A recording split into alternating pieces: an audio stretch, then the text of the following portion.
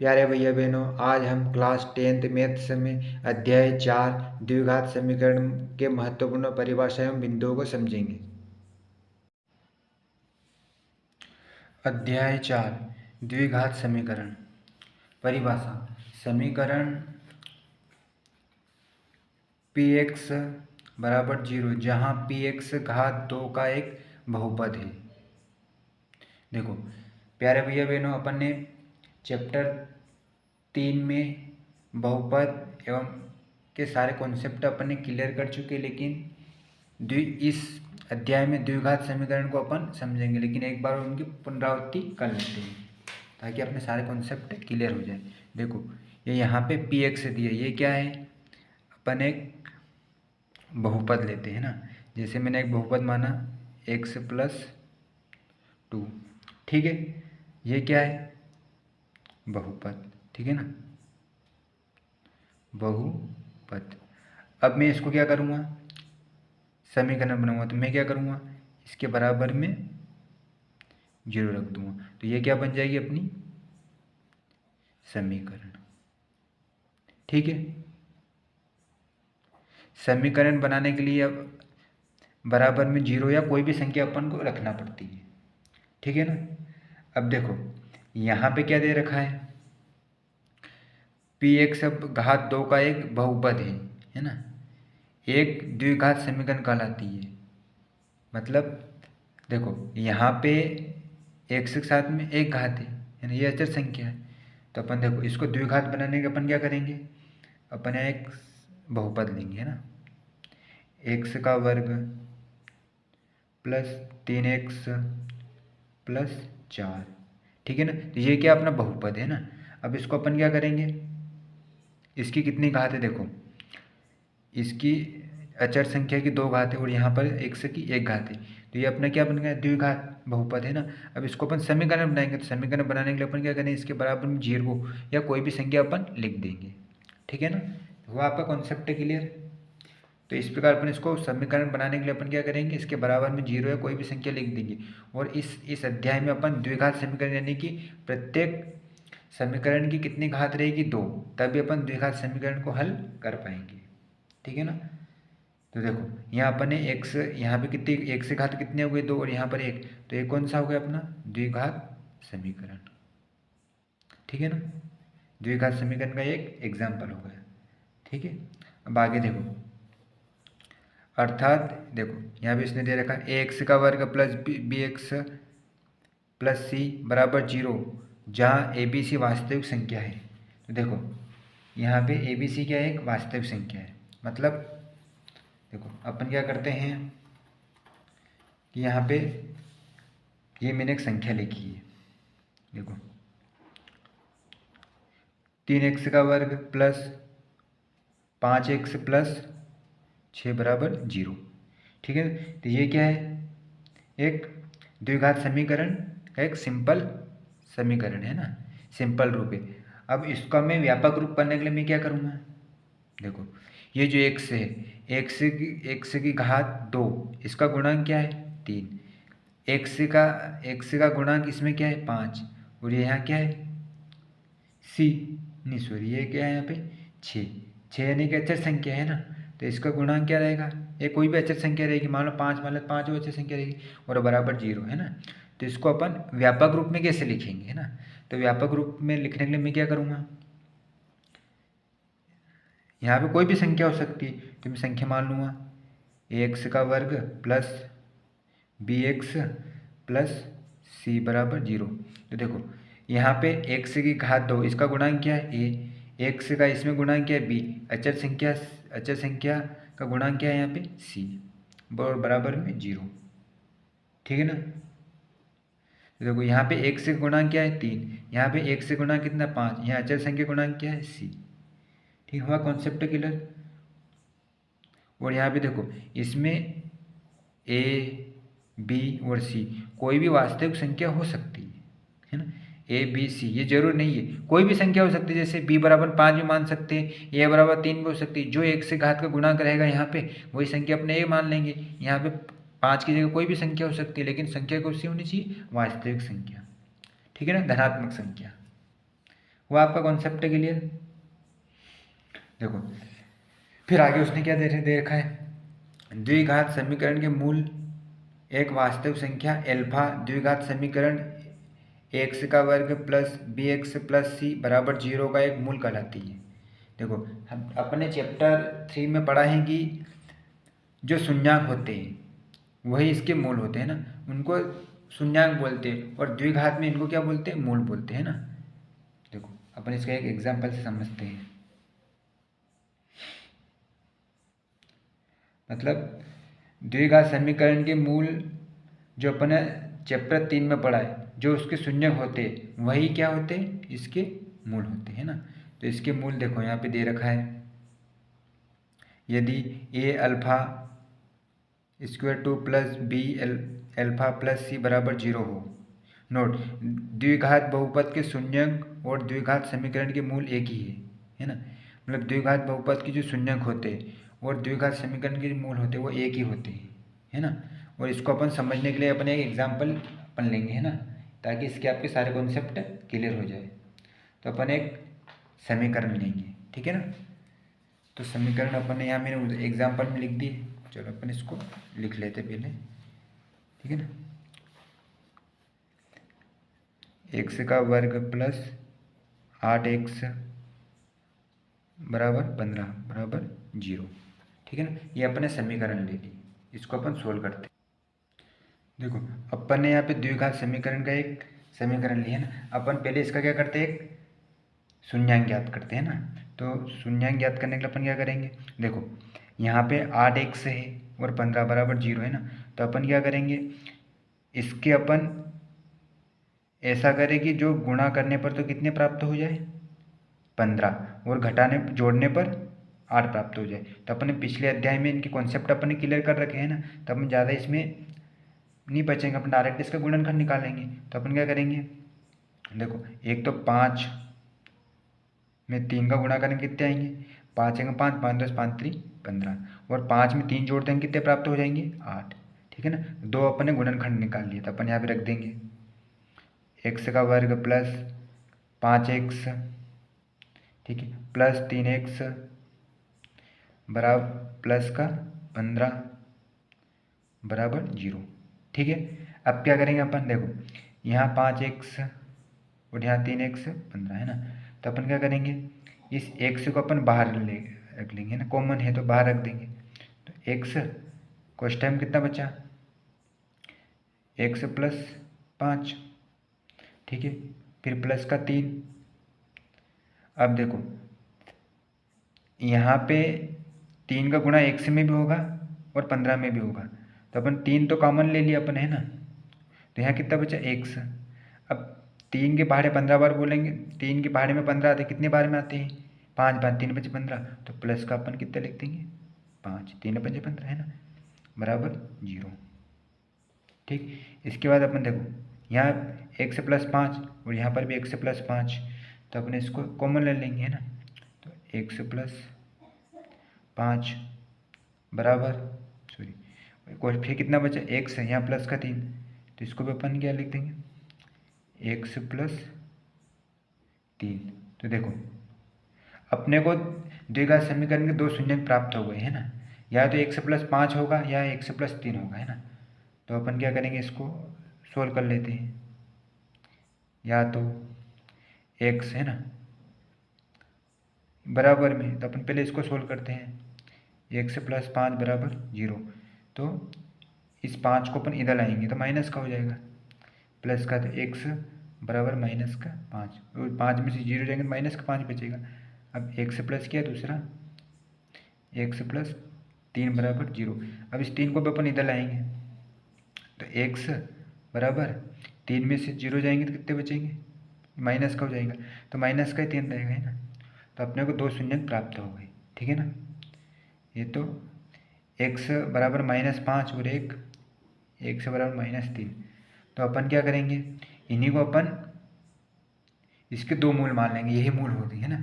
तो अपन इसको तो मान लेंगे क्या, एल्फा, किसको, मतलब दोनों में से किसी को मान सकती है, इसको मान लो एल्फा या इसको बीटा मान लो। तो अपन क्या करते हैं, इसको मान लेंगे एल्फा बराबर -5 और इसको मान लेंगे बीटा बराबर -3। देखो ये अपन ने मान लिया। अब देखो यहाँ पे यदि अपन इन अल्फा बीटा का यहाँ 1 से में मान रख देंगे तो अपने को शून्य प्राप्त हो जाएंगे, है ना। ठीक है, तो अपन क्या करेंगे, मूल जांच। यहाँ पे क्या लिख देंगे अपन, LH, पहले समीकरण लिख देते हैं ना, यही x का वर्ग प्लस 8x 15 बराबर 0। ठीक है ना। तो यहाँ पे आपने अल्फा बराबर कितना माना, -5, पहले 5 रख देते हैं ना, x बराबर। तो x बराबर में और अपने को ज्ञात क्या करना है, LHS बराबर RHS यानी कि 0 ज्ञात करना। तो ये तो LHS हो गई है ना। तो देखो x का वर्ग यानी क्या, x बराबर कितना बना, -5 का -5 का वर्ग। ठीक है, आगे फिर प्लस 8, फिर x बराबर कितना, -5, फिर प्लस, फिर 15। ठीक है ना। तो देखो 5 का अपन गुणा करेंगे तो 5 25, और गुणा में माइनस माइनस क्या हो जाते हैं, प्लस। 25 प्लस क्या आ गए, प्लस, फिर इधर या 5 है ना। तो देखो 5 में 8 का गुणा करेंगे कितना आएंगे, 40, लेकिन माइनस प्लस क्या होंगे, माइनस, तो माइनस के यहाँ 40 हो जाएंगे, है ना। क्योंकि गुणा में माइनस प्लस माइनस होता है और माइनस माइनस प्लस होता है, इस बात को भी आपको ध्यान रखना है। फिर प्लस के 15, दोनों प्लस प्लस की जोड़ लेते अपन, 25 में 15 जोड़ेंगे तो कितने प्राप्त हो जाएंगे, 5 5 यानी 40, ये माइनस के 40। ठीक है ना। तो बराबर कितने प्राप्त हो गए, 0, और यहाँ पहले से 0 था, तो LHS बराबर RHS, यानी एक अपने को मूल प्राप्त हो गया। अब हम दूसरा मूल भी रख देंगे। दूसरा मूल अपन ने क्या माना, बीटा बराबर 3, है ना। तो बीटा का अपन 1 से में रख देंगे मान, है ना। तो देखो इसी क्रम में अपन करेंगे।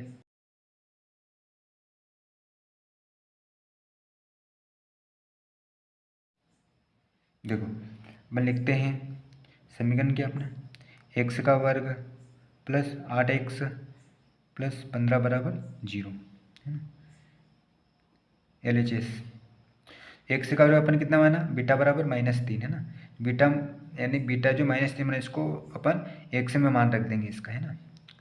तो -3 का वर्ग, ठीक, प्लस 8, फिर इधर -3 प्लस 15 बराबर 0। ठीक, ये तो LHS ऐसे ऐसे रहेगा, 3 3 9, माइनस माइनस प्लस हो जाएंगे, फिर 8 3 24, लेकिन माइनस के 24 क्यों, क्योंकि गुणा में माइनस प्लस माइनस होता है, प्लस के 15 बराबर 0। ठीक है, अब देखो प्लस प्लस जोड़ लेते अपन, 15 में 9 जुड़ जाएंगे, कितने हो जाएंगे, 24, फिर इधर का 24, 24 में से 24 जाएंगे तो 0। तो LHS बराबर अपना RHS कितना प्राप्त हो गया, 0 0, है ना। तो देखो एल्फा और एल्फा बराबर -5 और बीटा बराबर -3। देखो इन संख्या में यदि आप दो ही शून्य प्राप्त होते हैं ना, इसके मूल संख्या में द्विघात समीकरण में कितने मूल प्राप्त होते हैं, 2 ही, या तो 1 से होंगे या फिर अधिकतम 1, लेकिन 2 से ज़्यादा नहीं होंगे। या तो अपने इसका मान भी इसमें रखेंगे तो भी अपना 0 प्राप्त हो जाएगा, इस रखेंगे तो भी, और द्विघात समीकरण का शून्यांक भी क्या प्राप्त होगा, यही। ठीक है ना। तो इस प्रकार अपने एक कॉन्सेप्ट अपने समझा। यदि आपको ये सही नहीं है तो व्यवस्थित तरीके से मैंने परिभाषा में इसका एग्जाम्पल दिया है, उससे भी आप स्क्रीनशॉट ले सकते हो। इसका स्क्रीनशॉट अच्छे से ले लो, मैंने एग्जाम्पल लिख लिया है ना, ताकि आप जब भी समस्या है तो इसको आप डायरेक्ट देख सकते हो और आपके सारे कॉन्सेप्ट एक झटके में सोल्व हो जाएंगे। ठीक है, एल्फा बराबर -5 बीटा बराबर -3 अपन ने सोल्व किया, यही x बराबर -5 या x बराबर, फिर अपन ने वही -3 मूल जांच की, LHS बराबर इसमें रख दिया, x एल्फा -5 को x बराबर रख दिया, तो 40 × 40 माइनस, तो 0 प्राप्त हो गया, LHS बराबर आ जाए, इसमें 40 प्राप्त हो। इसी प्रकार फिर अपने बीटा -3 का इसमें x बराबर रख दिया, तो इसमें अपने को कितना प्राप्त हो गया, इसमें भी 0 0, यानी LHS बराबर RHS सेम आ गई, है ना। तो इस प्रकार अपने इस कॉन्सेप्ट को अपने सारे क्लियर हुए। अपन नेक्स्ट डेफिनेशन की ओर चलते हैं। देखो, द्विघात समीकरण हल करने की विधियाँ। देखो, अपन जो द्विघात समीकरण जो आएगी अपने इस अध्याय में, तो उसको अपन कितने टाइप से उसका सोल्व कर सकते हैं। गुणनखंड विधि जो अपन अभी की है वो कौन सी विधि थी, गुणनखंड विधि। और चैप्टर 3 में जितने भी सवाल थे वो सब अपन ने गुणनखंड विधि से सोल्व किए। अगली कौन सी, पूर्व वर्ग विधि। लेकिन इसमें सत्र 2023-24 को 24 में इस अध्याय को चैप्टर को हटा दिया गया है ना, तो इसका इस विधि से अपने को हल नहीं करना है, ठीक है ना, इसको क्रॉस कर देना। अगला क्या, द्विघात फार्मूला विधि। अपन इस अध्याय में द्विघात फार्मूला विधि से सोल्व करेंगे और गुणनखंड विधि से, जो कि गुणनखंड विधि तो अपन पिछले चैप्टर में आप समझ चुके, और लेकिन इस चैप्टर में अपन किसको समझना, द्विघात फार्मूला विधि। तो यहाँ पे देखो, द्विघात सूत्र, इसका सूत्र दे रखा है इसमें, द्विघात समीकरण एक्स का वर्ग plus B x plus c बराबर 0 के मूल है ना है। और यहाँ पे ये तो समीकरण बनी हुई है, इसको इसका सूत्र ये है, एक्स बराबर minus b plus minus root b square minus 4ac upon 2 × a, ठीक है ना। तो अपने जहाँ यदि एल्फा प्राप्त करना है तो इसमें क्या करते, माइनस और यहाँ प्लस प्लस रखेंगे, फिर बी स्क्वायर प्लस 4ac ओपन 2a। और यदि बीटा अपने को प्राप्त करना है तो एक बार अपने प्लस रख दिए, यहाँ पे एक बार माइनस ले लेंगे, तो minus b minus root b square minus 4ac ओपन 2a, ठीक है ना। तो इसको अपन एक एग्जाम्पल से समझते हैं ना, जो अपन ने किया है उसी समीकरण से अपन इसको सोल्व करने का प्रयास करते हैं, ठीक है ना। तो देखो, अपन क्या करते हैं, पहले वो समीकरण लिख लेते हैं ना, सिंपल वाली, एक्स का वर्ग प्लस 8x प्लस 15 बराबर 0 है ना। तो अपन क्या करते हैं, ये जो सूत्र है इस सूत्र को अपन इसमें मान रख देंगे ना। तो अपन एक काम करते हैं, ए बराबर अपन मान लेंगे क्या, जो एक्स का वर्ग इसका गुणांक कितना है, यहाँ पे कुछ नहीं है, नहीं एक है ना। यहाँ एक्स का गुणांक कितना है 8, और यहाँ पे अचर संख्या गुणांक क्या है 15 है ना, सी का। तो अपन क्या करेंगे, अपन को मान लेंगे, ठीक है ना। तो ए बराबर अपन ने क्या मान लिया 1, ठीक है। बी बराबर अपन ने क्या मान लिया 8, और सी बराबर अपन ने क्या मान लिया 15, ठीक है ना। अब कुछ भी नहीं करना है, इन जो माना ना अपन ने इसी मान को अपने को इस सूत्र में रख देना है, ठीक है ना। तो अपन सूत्र लिखते हैं, ठीक है। सूत्र है अपना x बराबर minus b plus minus root b square minus 4ac upon 2a, ठीक है ना। अब देखो, एक्स बराबर बी बराबर अपने कितना माना 8, तो अपन क्या करेंगे माइनस का 8, ठीक है। फिर plus minus b square, b बराबर कितना अपना, तो 8 का स्क्वायर,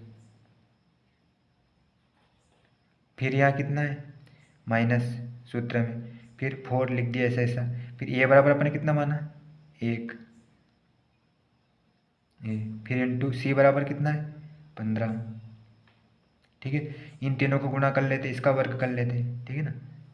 एक्स बराबर माइनस 8, ये माइनस का क्योंकि सूत्र में है ना इसलिए यहाँ माइनस आएगा, प्लस माइनस 8 का स्क्वायर, 8 का 8 में गुणा करेंगे कितने प्राप्त होंगे 64, ठीक है। 15 में 1 का गुणा करेंगे तो 15 प्राप्त होगा, 15 में 4 का गुणा करेंगे तो 15 चौक कितने होंगे, 15 15 15 29 15 45 15 चौक 60, तो यहाँ पे 60 होंगे। लेकिन किसका गुणा में माइनस, यहाँ प्लस है और यहाँ माइनस है, तो माइनस का 60, ठीक है। अब इसको अपन घटा देंगे, इसको अपन घटा देंगे ना, तो माइनस एक्स प्लस माइनस 60 में से 64 जाएंगे कितने प्राप्त होंगे अपने को 4 है ना। तो अपन 4 लिख देंगे, ठीक है, बटे में, और इसके बटे में भी यहाँ 2 है ना, यहाँ भी 2 कर लेना यार, 2 गुणित ये बराबर कितना है 1, तो यहाँ भी 1 कर लेना है ना, 2 एकम 2, फिर यहाँ पर भी 2 गुणित 1 है ना। तो 2 का अपन 1 में गुणा करेंगे कितने प्राप्त होगा 2, ठीक है ना। अब देखो 4 का वर्ग कितना है, 4 का वर्गमूल 2 है ना, तो अपन इसको यहाँ कर लेते हैं। x बराबर -8 प्लस माइनस, इसको मैं फिर से लिख देता हूँ व्यवस्थित है ना, 4 और यहाँ कितना 2, ठीक है ना। अब देखो 4 का वर्गमूल कितना है 2, तो अपन वर्गमूल निकालेंगे तो हट जाएगा है ना। तो x बराबर -8 प्लस माइनस 2/2, ठीक है ना। तो अपन क्या करेंगे, इसमें पहले किसका मान ज्ञात करेंगे अपन, एल्फा का, फिर अपन क्या करेंगे बीटा का। तो अपन देखो पहले अपन माइनस ले लेंगे, फिर अपन क्या ले लेंगे प्लस ले लेंगे, ठीक है ना। तो अपन पहले एल्फा बराबर अपन कितने किस ले लेते हैं, प्लस ले लेते हैं ना। एल्फा बराबर -8 और यहाँ पे दोनों चिन्ह में से एक ले लेंगे प्लस का 2। इसमें क्या करेंगे पहले प्लस लेंगे, दोनों का क्या करेंगे जो भी होगा वो करेंगे, फिर इसमें इसका 2 का भाग लगा देंगे, ठीक है ना। तो यहाँ प्लस है और बटे में 2, यहाँ घटेगा तो 8 में से 2 जाएंगे, कितने प्राप्त होंगे -6, क्योंकि बड़ी संख्या का चिन्ह क्या है माइनस का, तो -6/2। अब 2 में से 6 कटेंगे कितनी बार, 3 बार, तो एल्फा बराबर अपने को कितना प्राप्त हो जाएगा -3, ठीक है। ये तो हो गया प्लस का। अब बीटा को भी अपन रख देते हैं है ना, बीटा है ना, बीटा बराबर यहाँ कितना -8, फिर प्लस का तो अपन इसमें ले लिया, माइनस का ले लेंगे, माइनस के कितने 2, ठीक है ना, क्योंकि जो यहाँ है वही लेना है अपने को, बटे में 2। तो ये माइनस यहाँ माइनस जुड़ जाएंगे, बीटा बराबर 8 ने 2 कितने हो गए 10/2, तो 2 एकम 2, 2 पंजे 10। यहाँ देखो बड़ी संख्या चिन्ह माइनस का, यहाँ पे माइनस का 10 हो जाएगा है ना। तो बीटा बराबर कितना प्राप्त हो जाएगा अपने को -15, ठीक है ना। तो देखो अपने इसमें दोनों के मान प्राप्त हो गए है ना। यहाँ एल्फा बराबर कितना प्राप्त हो गया -3, और बीटा बराबर कितना प्राप्त हो गया -5। यहाँ जो अपन ने पहले किया है ना, इसका इसमें इसका कोई संबंध नहीं है ना। देखो यहाँ जो अपन ने किया है ना, ये एल्फा बराबर यहाँ पे -5 और बीटा बराबर यहाँ पे -3, तो ये जरूरी नहीं कि एक से बराबर कुछ भी है, कोई दिक्कत नहीं, एल्फा 1 से भी हो सकता है, बीटा भी हो सकता है, लेकिन इसका कितने मूल होते हैं, 2 ही मूल होते हैं, ठीक है ना।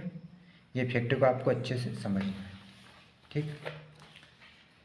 चलो इसके आगे देखो, यहाँ पे इसने एग्जाम्पल अच्छे से दे दिया, एक बार और समझ लो इसको। जहाँ एक मूल, देखो यहाँ पहले सूत्र समझ लो आप, x बराबर -b plus minus √b² -4ac/2a, जहाँ एक मूल अल्फा, यदि अपन अल्फा निकालेंगे तो यह माइनस प्लस में से एक प्लस ले लेंगे, जो भी अपन ने सवाल में किया है ना, -b प्लस √b² -4ac/2a, ठीक है ना।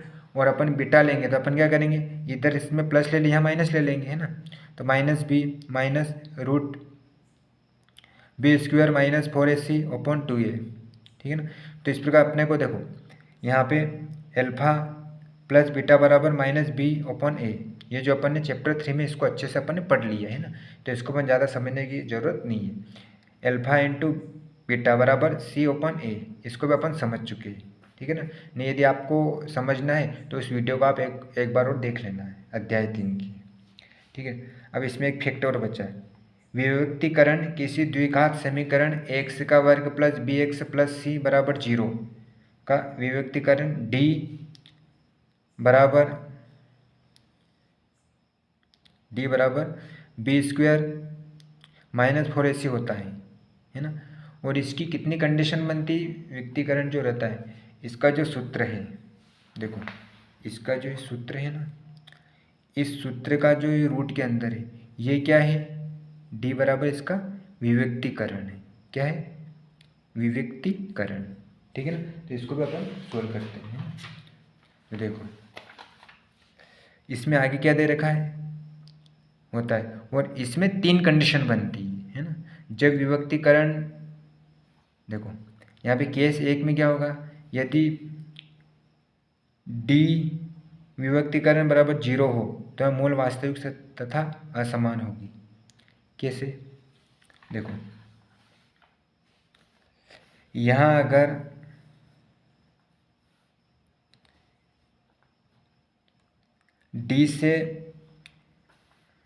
डी यदि बड़ा हो 0 से, है ना, धनात्मक संख्या यानी अपनी बड़ी हो, तो यहाँ पे मूल वास्तविक मान होगा। कैसे?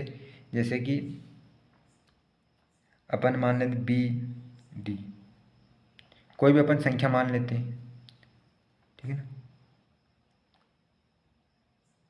-4 ऐसी, है ना। तो यदि यहाँ पे 2a, यहाँ पे यदि इसका वर्ग 0 आ जाएगा, है ना, जब 16 होगा तो 0 हो जाएगा, तो इसका एक मूल वास्तविक तथा असमान होगा, है ना। मूल तो वास्तविक होगा। कैसे? जैसे अपन ने यहाँ एक इसमें किया, ये देखो, इसमें अपने को दो संख्या प्राप्त हुई, अल्फा बराबर -3, बीटा बराबर -5, है ना। इसको सोल्व किया अपन ने, है ना, इसमें सोल्व किया तो इसका सोल्व अपने को कितना प्राप्त हुआ, एक तो अल्फा बराबर -3 और बीटा बराबर -5। तो क्या लिखा इसने पहली स्थिति में, इसमें मूल वास्तविक है, संख्या तो अपनी कितनी वास्तविक संख्या प्राप्त है, लेकिन तथा असमान है, और दोनों क्या अलग अलग होगी। संख्या तो क्या प्राप्त होगी, वास्तविक, लेकिन कंडीशन कैसी रहेगी उसकी, अलग अलग। ठीक है। अब दूसरे केस में स्थिति क्या रहेगी, मूल वास्तविक तथा समान रहेंगे, मूल तो वास्तविक होंगे तथा समान रहेंगे। कैसे? देखो, यहाँ पे अगर इन दोनों का सरलीकरण रहेगा तो ये यहाँ पे कितने प्राप्त हो जाएगी, 0 0 रहेगी। यदि यहाँ 0 हो गया तो b का वर्ग बटा 2 × a, तो ये क्या है, ये क्या प्राप्त होगा, अल्फा बराबर भी यही रहेगी और बीटा बराबर भी यही रहेगी, क्योंकि यहाँ तो 0 प्राप्त हो गया अपने को, ठीक है ना। सरलीकरण किया तो 0 मिल गया, तो अल्फा बराबर भी ये प्राप्त होगी, 0 बराबर भी यही प्राप्त होगी, बीटा बराबर भी। तो यहाँ पे दूसरी कंडीशन क्या बताए उसमें, मूल वास्तविक, संख्या तो वास्तविक रहेगी इसमें ना, तथा समान रहेगी। दोनों में क्या रहेगी, समानता रहेगी, क्योंकि इसका अपन अल्फा बराबर भी रखेंगे तो भी वही संख्या प्राप्त होगी, बीटा बराबर रखेंगे तो भी यही संख्या प्राप्त होगी, ठीक है ना। अब तीसरी कंडीशन में क्या स्थिति बनती है, केस 3 में मूल अवास्तविक रहेगी। कैसे? देखो, यहाँ पे 0, -1, -2, -3, यहाँ पे 1, 2, 3 और 4, है ना। तो देखो, यहाँ पे यदि 16 हुआ और यहाँ पे यदि कोई संख्या अपने को सरलीकरण किया और माइनस की संख्या प्राप्त हुई, माना कि 2 संख्या प्राप्त हुई, है ना, कितनी, 2, तो संख्या तो मिलेगी, मूल अवास्तविक रहेगी, है ना। संख्या तो रहेगी लेकिन उसका मूल अवास्तविक क्यों रहेगा, क्योंकि ये वास्तविक संख्या नहीं है ना। इसको अपन व्यवस्थित नहीं लिख सकते क्योंकि माइनस की संख्या है ना। तो कंडीशन 3 बनेगी। पहली कंडीशन क्या बनेगी, या तो डी बड़ा रहे और 0 रहे तो कौन सी संख्या प्राप्त होगी, मूल वास्तविक संख्या, और कैसे रहेगी, असमान। केस 2 में क्या रहेगी, मूल वास्तविक संख्या रहेगी, यानी कि उसके अल्फा भी निकालोगे तो भी वही संख्या मिलेगी मान, और बीटा भी निकालेंगे तो भी वही संख्या मिलेगी, है ना, वही बीटा। और केस 3 में क्या होगा, मूल अवास्तविक रहेंगे, मतलब इसमें क्या रहेंगे, संख्या कौन सी प्राप्त होगी अपने को, सरलीकरण करेंगे डी का तो 0, और वो भी माइनस में 2 भी हो सकता है, 3 भी हो सकता है, 4 भी हो सकता है, ठीक है ना। तो अपने सारे कॉन्सेप्ट अपन ने पढ़े। अभी जो आपने आज पढ़े ये इसकी परिभाषाएं थी ना, और परिभाषा में जो मेन फैक्ट थे वो मैंने आपको बताए हैं। यदि आपको वीडियो अच्छा लगा हो तो लाइक करें और अपने मित्रों को शेयर करें। धन्यवाद। जय श्री राम।